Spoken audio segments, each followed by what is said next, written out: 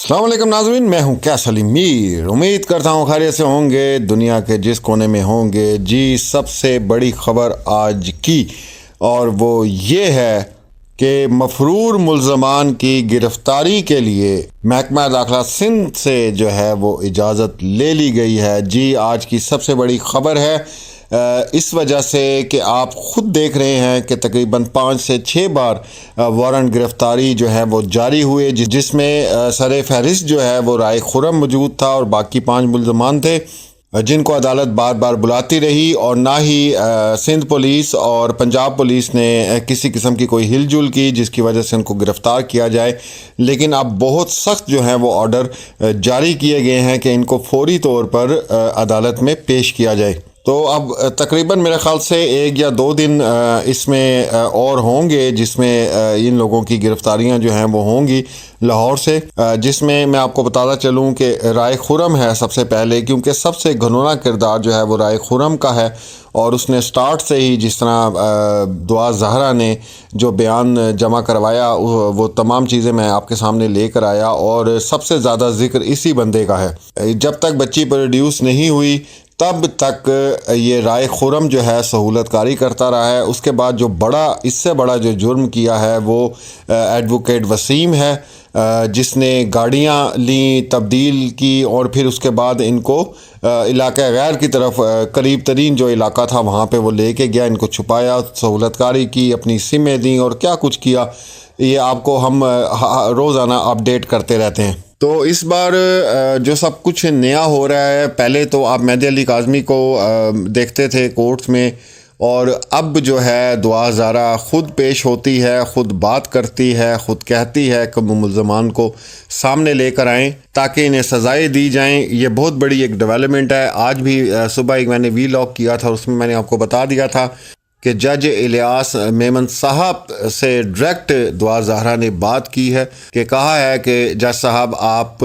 एक तो बिल्कुल इस केस को ना छोड़ें और आप ही इसका फ़ैसला करें, और दूसरा ये कि मुल्ज़मान को जो है फौरी तौर पे आप गिरफ़्तार करें, वो अभी तक गिरफ़्तार क्यों नहीं हुए। उसके बाद जो दूसरी बड़ी डेवलपमेंट थी वो 164 का बयान जो है वो अब दोबारा रिकॉर्ड करवाया जाएगा दुआ ज़हरा का। और एक और बात जो आज डिस्कस हो रही थी और हमें पता चला कि दुआ ज़हरा कई बार जो है वो मेहदी काज़मी भाई को कह चुकी है कि पापा आप मेरी प्रेस कॉन्फ्रेंस क्यों नहीं करवाते हैं, आप मेरी प्रेस कॉन्फ्रेंस कराएं ताकि उसके अंदर मैं वो तमाम बातें बता सकूं जो मैंने बयान में लिख के अदालत में जमा करवाई हैं। लेकिन कुछ चीज़ें हैं जिसकी वजह से जो है ये प्रेस कॉन्फ्रेंस नहीं हो पा रही। तो ज़ाहिर सी बात है इसमें जबरान नासिर जो है, आपको पता है कितने टैलेंटेड हैं, वो मुनासिब समझते होंगे कि इस वक्त ये प्रेस कॉन्फ्रेंस नहीं होनी चाहिए। तो 164 के हवाले से जो बयान है वो इंशाल्लाह वो भी रिकॉर्ड होगा। अच्छा, एक और तीसरी चीज़ जो मैं आपको बताता चलूँ,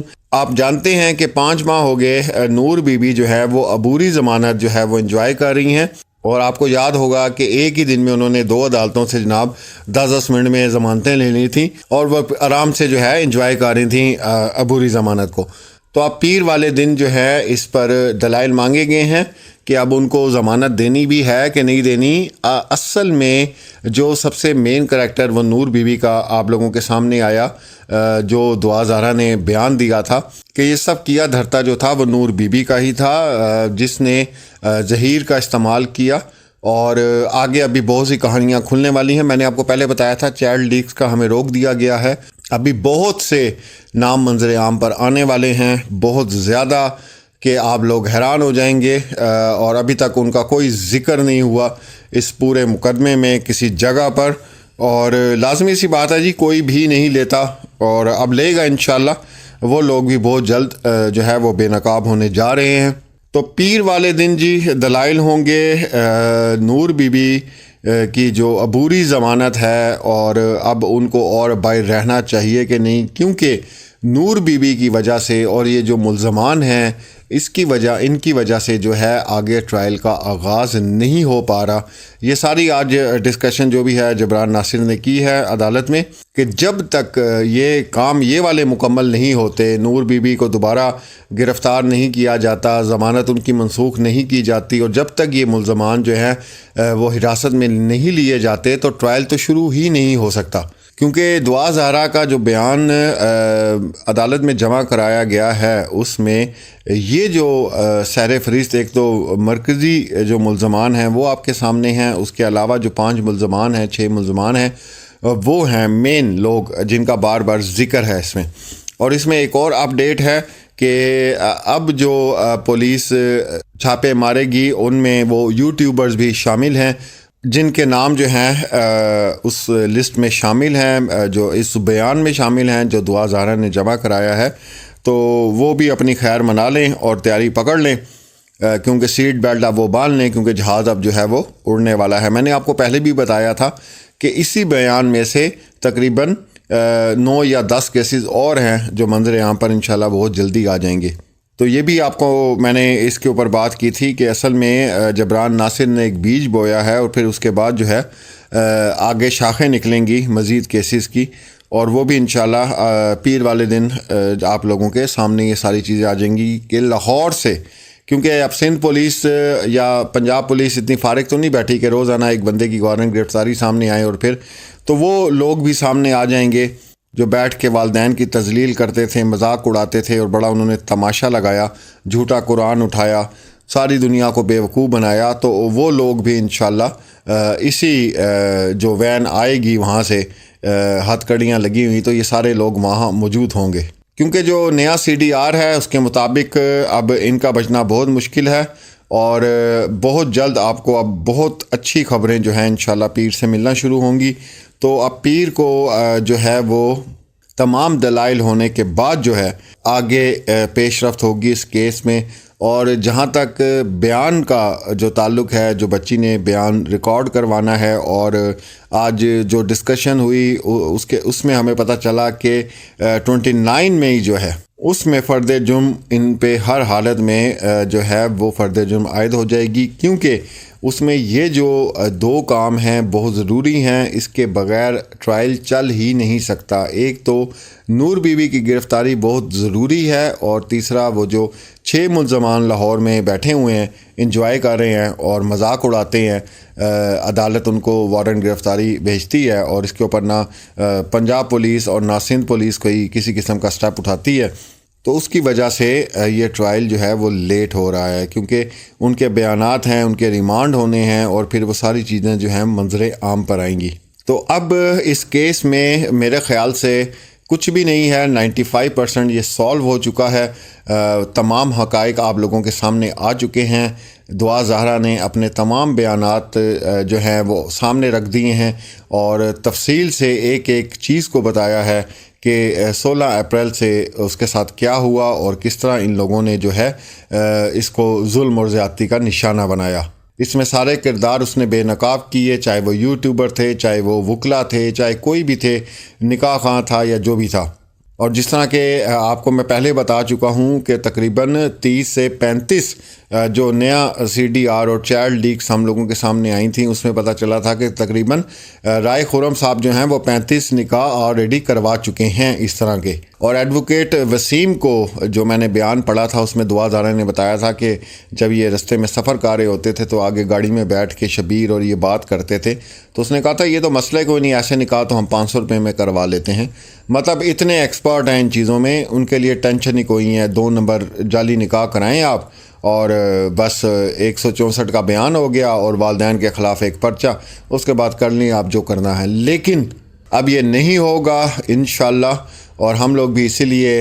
مہدی علی کاظمی اور دعا زہرا کے ساتھ کھڑے ہیں کہ ہم نے انشاءاللہ ایک مثال قائم کرنی ہے، اور جب بھی کوئی اس طرح کا کیس ہوگا پاکستان میں تو دعا زہرا کیس کا ضرور حوالہ دیا جائے گا، ان تمام لوگوں کا حوالہ دیا جائے گا جو آخر تک اس کیس میں کھڑے رہے، ثابت قدمی سے اس کیس کو لڑتے رہے۔ کتنی چیزیں بیچ میں آئیں، کتنے لوگوں کو جھوٹا قرار دیا گیا، کتنے لوگوں کو فراڈیا کہا گیا، لیکن ہم اپنے موقع پہ کھڑے رہے اور اسی طرح چلتے رہے کہ نہیں، ہم ایک کاز کے لیے کھڑے ہوئے ہیں اور ہم نے اس کو انجام تک پہنچانا ہے۔ تو انشاءاللہ ان لوگوں کو بھی ضرور یاد رکھا جائے گا۔ باقی جی یہ آج کی اپڈیٹ ہے، اور جو سب سے زیادہ خوشی کی بات اور اچھی بات وہ یہ تھی کہ دعا زہرا نے اب عدالت میں بولنا شروع کر دیا ہے کہ اب اس کیس کو منطقی انجام تک پہنچائیں۔ تو اس نے ثابت کیا ہے کہ ایک بہادر باپ کی وہ بہادر بیٹی ہے۔ انشاءاللہ جیسے مزید کوئی اپڈیٹ ہوتی ہے تو آپ کے ساتھ ضرور شیئر کریں گے۔ اپنا اور اپنے پیاروں کا خیال رکھیں۔ اللہ حافظ۔ دیکھیے، جب سے بچی واپس اپنے والدین کے پاس آئی ہے گھر اور اس کو موقع ملا ہے، کاؤنسلنگ ملی ہے، ایک بہتر ماحول ملا ہے، اعصابوں پہ قابو آیا ہے، حقائق کا پتہ چلا ہے، قانون کا پتہ چلا ہے، تو وہ تمام در سچ اور حقائق جو پہلے وہ کسی عدالت کے سامنے نہیں بیان کر سکی، کیونکہ جو بھی اسے وکیل دیے جاتے تھے وہ ملزموں کے دیے ہوئے ہوتے تھے، وہ ملزموں کی کیا کہتے ہیں زیر حراست آتی تھی اور زیر حراست جاتی تھی، تو اس انفلوئنس سے وہ آزاد نہیں تھی۔ اب اس نے جو ایک کیس فائل کیا ہے، اس نکاح نامے کو چھٹلایا ہے اور کہا یہ زبردستی کی شادی تھی، اور اس کے بعد جو بھی اس کو ساتھ زبردستی رکھا گیا، رشتہ قائم کیا، وہ زبردستی کا تھا، تو وہ بہت سارے حقائق اسے جب سے ریویل کیے اس کیس میں، تو اس نے یہ جو ملزمان اس کیس کے ہیں ان کی بھی جرائم کے حوالے سے بہت تفصیل اور ان کے کردار کے حوالے سے تفصیل بتائی ہے۔ اس کو مد نظر رکھتے ہوئے یقینی طور پہ جو مین ٹرائل کیس ہے، کرمنل کیس ہے، یہ حقائق اس کے بھی ریکارڈ پہ آنا ضروری ہیں، اور اس کا واحد طریقہ ہے کہ 164 کا بیان بچی کا کرایا جائے۔ ہمارا اس وقت یہ بھی ایک کہنا ہے کہ جو بچی کا پہلا 164 اپریل کے مہینے میں پچھلے سال لاہور میں ہوا تھا، وہ ایک طریقے سے غیر مؤثر ہے اور غیر قانونی بھی آپ کہہ سکتے ہیں، کیونکہ نہ اس وقت عدالت نے یہ طے کیا کہ کیا یہ بچی عمر سے کم ہے یا عمر سے زیادہ ہے، کیونکہ مائنر کا 164 الگ طریقے سے ہوتا ہے، میجر کا ایڈلٹ کا الگ طریقے سے ہوتا ہے۔ دوسرا، جو بچی کو وکیل اس وقت مہیا کیا گیا، وہ وکیل ملزمان کا نہ صرف وکیل تھا بلکہ اب وہ خود ملزم بھی ہے اس کیس میں، اس کے وارنٹ نکلے ہوئے ہیں، تو ایسے انسان کو کیسے آپ کہہ سکتے ہیں کہ وہ بچی کا بیان کروائے۔ اور تیسرا یہ کہ اب مٹیریلی ڈفرینٹ فیکٹس بچی جو ہے سامنے لے کے آ رہی ہے۔ اب کچھ لوگ اس پہ سوال کریں گے کہ جی بچی کا دوسرا 164 بیان کرانے کی تو ایک درخواست جو ہے وہ ظہیر ملزم نے بھی دی تھی، وہ کیوں آپ لوگوں نے اپوز کی؟ تو دیکھیے، وہ درخواست ملزم کی طرف سے آئی تھی، یہ درخواست خود بچی کی طرف سے آ رہی ہے۔ وہاں بچی کو فورس کیا جا رہا تھا کہ تم کو آ کے بیان دو، یا بچی خود اپنا ایفیڈیوٹ لگا کے کہہ رہی کہ میں کچھ عدالت سے کہنا چاہتی ہوں۔ ایک بہت بڑا بنیادی فرق اس میں یہ بھی ہے۔ اس میں بے شمار اور جو درخواست تھی اس میں کافی اور چیزیں بھی بچی نے بتائی، جس میں اور کچھ ملزمان کے نام بھی ہیں، تو ان کا کیا کردار ٹرائل میں سامنے آ سکتا ہے؟ 164 وہ جو ملزمان ہیں وہ وہی ملزمان ہیں جس وقت اس کیس میں اشتہاری ہیں، ابسکانڈر ہیں، اور آج اپڈیٹ آیا ہے پولیس کی طرف سے کہ جی انہوں نے پرمیشن لے لی ہے پنجاب جا کے ان کو گرفتار کرنے کے لیے، تو وہ ان تمام لوگوں کے نام پہلے سے ہی چلان میں ہیں، مگر یہ کہ ان کا کردار کیا تھا دراصل وہ تفصیل کے اندر جو ہے ایک گواہی کی صورت میں، چونکہ اپنی اغوا کی اور اپنی